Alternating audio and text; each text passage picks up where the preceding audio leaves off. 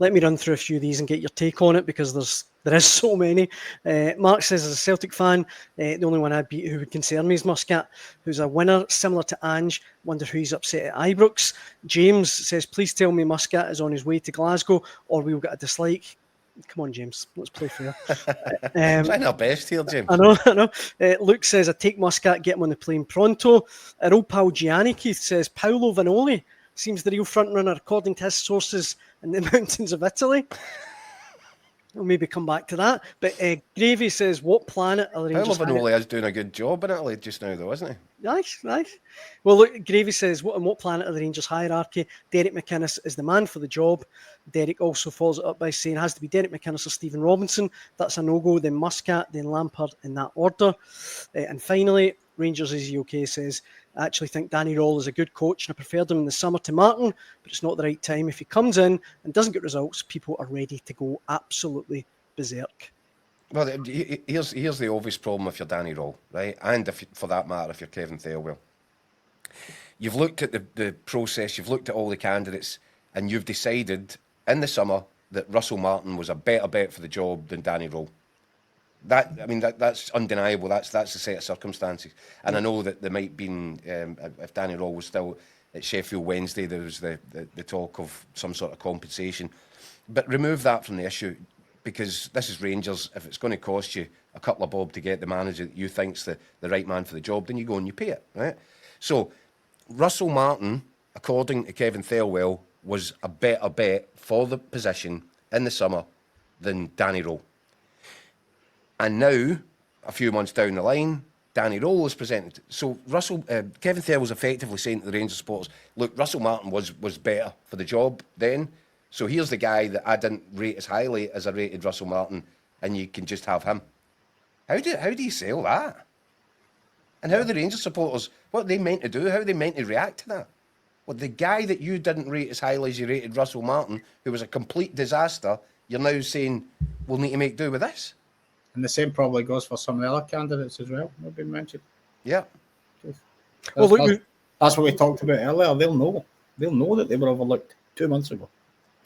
We've got I've got a list here of the favourites. You mentioned it, Swanee, the Bookies favourites. You can see their role is still the out-and-out favourite to take over from Russell Martin. Slaven Bilic is second favourite. Kevin Muscat, McInnes, Barry Ferguson. And then further down, Graham Potter is a name that's been mentioned today in a few outlets. Ralph Hasenhüttl as well. Gary O'Neill. Well, that's a good idea. Go to Southampton and get a guy that we had a really bad time at Southampton and give him the job. But the reason why I'm putting it up, Keith, it kind of smacks to me as though you don't really have a clue who their preferred first choice is. We'll put that list up again. Yeah. Barry Ferguson.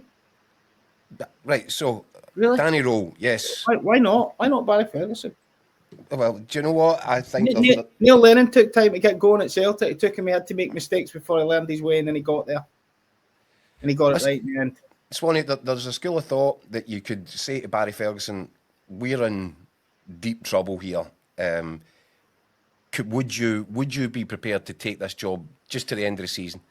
And by the way, in springtime, if you've been terrific and it's all going well, we can sit and talk about a contract.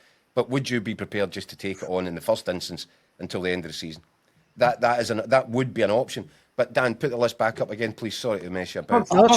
I don't think that's fair on him, Keith, to be perfectly honest with you. I think he did that job at the end of last season. You give him it, you don't. But I'm saying to you, I think that Barry Ferguson would accept it on those terms. Yeah. Right? So Danny Rohl, at least he's been spoken to. Slaven Bilic, not as far as we're aware. Kevin Muscat certainly hasn't. Derek McInnes certainly hasn't. Barry Ferguson certainly hasn't. So there's your, of 5 of your top 6 or whatever it is, they've not even had a conversation with him. Yeah. Graham Potter's name is there. There was a suggestion last week that he was somebody that was approached but asked not to be considered for it, along with your Sean Dyches and these guys. So, yeah. I find it staggering. You've got a list there with 1, 2, 3, 4, 5. The top 5 names on the Bookies list, and we know that 3 of them 100% haven't been spoken to. The other one is probably a 90%, and one of them has been spoken to once. And see on that as well. I mean, Swanee, Hearts fans won't like me for saying this, but whether or not Derek McInnes would take it is another issue. Surely you go and ask the question. Surely you at least go and say, look, Derek, would you be interested? Or are we wasting our time? Aye. Well, yeah, I mean, I suppose the question would be first, do you go to, it would only be right and proper to go to Hearts first. Of course. Under no circumstances is this guy leaving here, then maybe that just negates it. We all know how football works, of course we do. I mean, that's not me being super naive. But, you know, if you're in a situation where Hearts and, you know, man, Tony Bloom would be a very tough man to deal with, I would imagine. Especially given the situation that Hearts are in at the moment, how they've started and what he wants to do there. He's actually talking about upsetting the apple cart of Glasgow. Why on earth would you entertain in any way, shape or form your manager getting to prop one of them up? Well, Actually putting the lid on you doing it. Do you know what you do though, Swanee? As you said, you're not naive. What you do is you establish, is there a release clause here?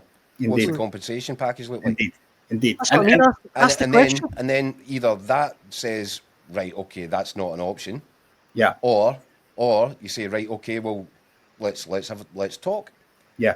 And you match the compensation. Now, Yeah. It's my belief that Rangers haven't even asked those basic questions there.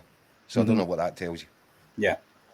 There's a few people in the comments, Keith saying Luke was one of them, saying there's a 500k release clause. That might obviously just be rumours. A lot of people agree. Unless Luke wrote the contract. You never know. A lot of people agreeing with you, Swanee, about Barry Ferguson. Seems to have a bit of support in here. The Sweeney says if they kept Barry, we wouldn't be in this position. And it's worth mentioning, Keith, he was obviously a guest on Hotline Live last week. Yeah. We did ask him. We said, look, if the call came, he said he'd be lying if he said he wouldn't take it. So, I mean, it just seems so mad that it's so late in the day. I think Barry's being genuine when he says that I think he's quite happy with his return to the life that he knew before his world got turned upside down, and he was given that opportunity as an interim capacity last season. I think he is. I think that's perfectly genuine. I think he is. He's able to go on holiday when he wants. He enjoys his column of the record. He enjoys doing a bit of pundit stuff, and he actually really enjoys his position as an ambassador. So for all these reasons, he's not going to push anything else. But I think I know him pretty well, and if Andrew Kavanagh or anybody else from the board actually picked up the phone to him and said, you know, would you make yourself available for us if we needed you? Would you take this till the end of the season? I think I've got a fairly good idea that he would find it impossible